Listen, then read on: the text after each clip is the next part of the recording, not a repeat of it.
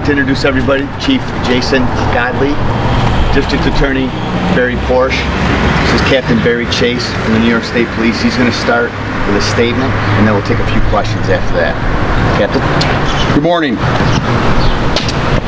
Before I give an update about this tragic event that occurred in the village of Waterloo, we would like to thank members of the Seneca County Sheriff's Department and the Seneca Falls Police Department for their assistance in the initial stages of this investigation.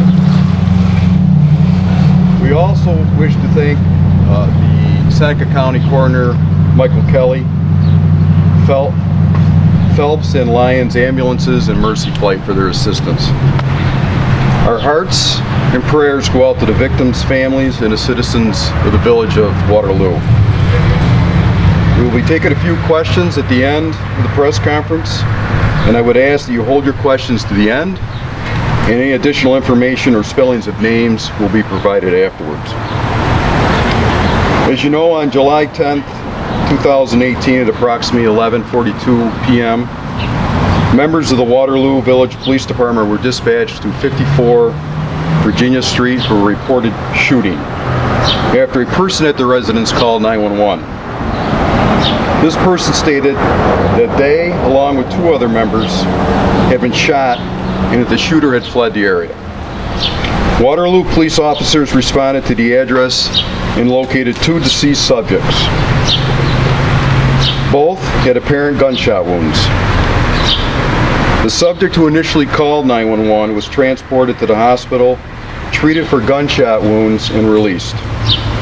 Autopsy results of the two deceased subjects are pending, along with their identification from the Monroe County Medical Examiner's Office. Through the investigation, a suspect, Emerson John Tahafajan, age 48, of Waterloo, was quickly developed. Chief Godley requested State Police assistance with processing the scene and locating Tahafajan. Chief Godley later requested the State Police become the lead agency in the investigation.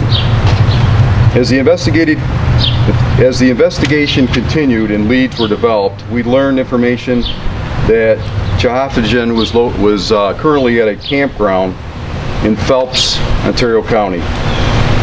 At approximately 4:30 a.m. yesterday morning, members of the State Police, including the State Police Special Operations Response Team and State Police Crisis Negotiators, established a perimeter around a small tent in a campsite where it was determined that Tahafajan was at. After 3 hours of negotiating, Tahafajan surrendered, and upon taking him into custody, it was determined that he had sustained self-inflicted lacerations to his neck and a wrist that required immediate medical attention. A staged ambulance responded and transported him to Mercy Flight, where he was flown to a hospital and is currently listed in stable condition. When Tahafajan is released from the hospital, he will be charged with the death of these two individuals. Additional charges will be decided by a grand jury at a later date, and we will provide that information to the media when it occurs. And the investigation into this incident is continuing.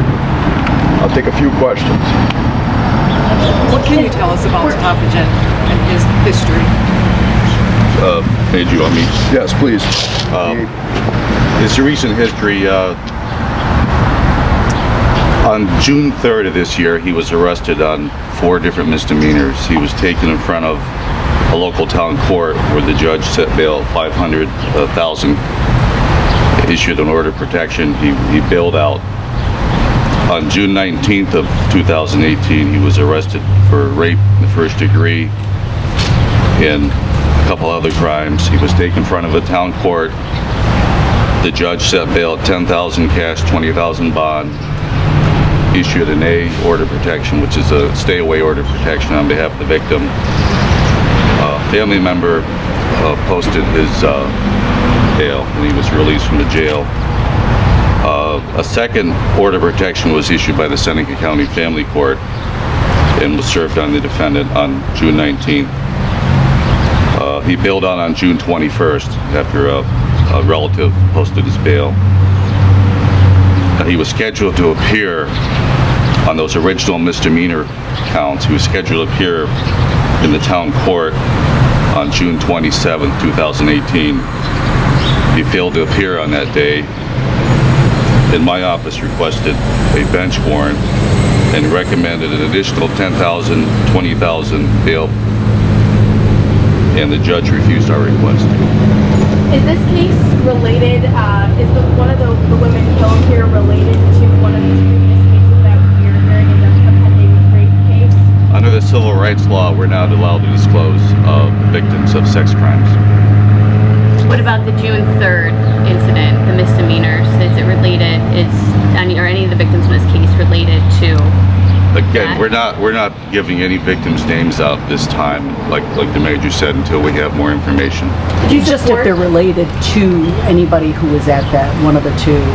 Again, we're not going to disclose the victim's name in this case. We're still making a final determination in this case. Right. The issue is we want to be 100% sure. We're probably 99% sure, but as you can understand, you all have family members. You wouldn't want the police coming and publicly stating somebody had been deceased, and then we end up being wrong. We want to get it right. You can understand that, right? So are you having a hard time identifying the body? That is not the case. It's all pending the Monroe County Examiner's Office on their autopsy. They have procedures they have to go through, either through fingerprints or dental, and we want to make sure we got that right. And we'll release it as soon as we have it.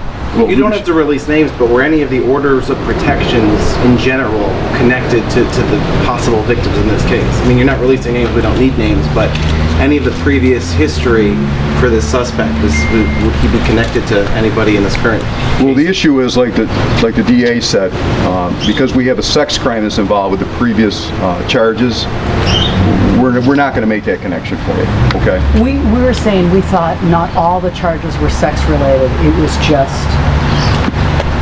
Okay, but what I'm saying is they do involve the same person, so we're not going to release that, okay? And as far as what town court was he supposed to appear in for those other charges? Two different town courts, Fayette Town Court. He was originally arraigned in Fayette Town Court, supposed to appear in Barrick Town Court. Did you say Barrick? Yes. Before the June 3rd incident, had there been run-ins with police and him prior to that? He's got an extensive criminal history, we'll say that. Does it involve mostly domestic incidents? It's several different charges, different statutes of the law. Can you share any of them? I don't think we're going to at this time until he's formally charged. Okay. Did anyone involved in Tuesday's killings, did they report any contact with this suspect, with Emerson, after he got out on bail? We're not going to get into the specifics of that right now, okay? I don't know if you had mentioned this before, but the other male that was found dead in the apartment, is that related to this? The other person that was deceased at the scene, we're still trying to determine the connection of everybody involved, so we don't have that information yet. Okay? Can you say whether he was shot? Both. Everybody that was involved. We have one victim that's has injuries and still alive. The other two, everybody there was a firearm used in all three instances. Yes. Maybe you can talk about the fact that $10,000 originally and then he made bail on, and then you guys tried again to get a higher $10,000, $20,000 bond.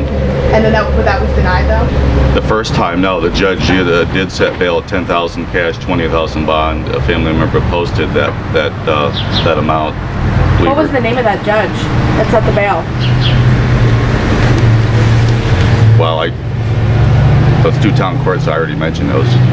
I'm not going to give you the judge's name. You can look that up on the internet if you want. Can you just comment on the fact that the bail was set at $10,000? Were you frustrated with that amount? $10,000 on a rape charge? We asked for an additional $10,000, $20,000 based on his failure to appear. In New York State, bail is to ensure that the defendant returns to court. We don't have preventative detention in New York State. Now, the fact that he was able to post bail and that he now allegedly killed these people, did the system fail these victims? The system? What do you mean by the system? The fact that, I mean, he was able to post $10,000 bail and it wasn't any higher and he was already, you know, charged with rape and he was seen on June 3rd and now he allegedly killed 2 people. We understand, we get it that families, friends, citizens, we all want to put blame on somebody. We have, you know, there is a system of laws in our country, obviously, but when it's all said and done, the person that pulled the trigger is the person that should be held accountable for this, and he's really the real one to be blamed here. Okay. Thank you very much. I appreciate it. We'll get more information as it develops. We'll get it out to the media. Okay. Thank you very much. Question. Are the previous orders of protection for the same person? I don't know that answer. Do they? I'll get it for you. Okay. I appreciate it. Thanks.